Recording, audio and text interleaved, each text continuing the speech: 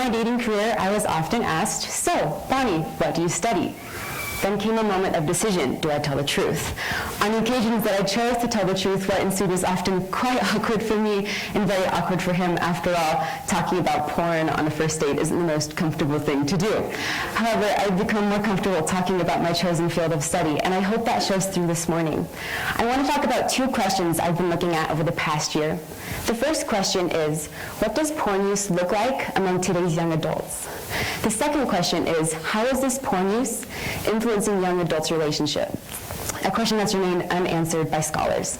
So let's jump into the first question. What does porn use look like among today's young adults?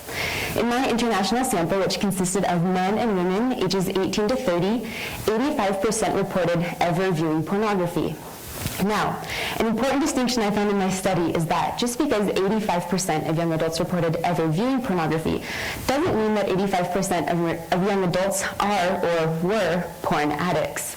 After measuring for compulsive or addictive pornography use, I found that only 10% of young adults reported behaviors that could be recognized as addictive. So, bottom line, not all porn use is porn addiction, and not all porn users are porn addicts. Let's jump to the second question. How is this porn use influencing young adults' relationships? The easiest answer is that it depends what kind of young adult you are. Now, we did find that porn use is associated with anxiety and discomfort in relationship formation, also maintenance, but we found that this anxiety was most present for two groups of people, men and religious people.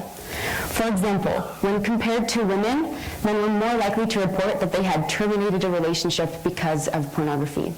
Men were also less likely than women to have talked about porn in a relationship, and when they did talk about it, they experienced much more anxiety than women. Now, in terms of religiosity, we found that when compared to non-religious young adults, religious young adults were more likely to believe that their porn use made them damaged goods or somehow impaired their ability to be a good enough girlfriend, boyfriend, husband, or wife.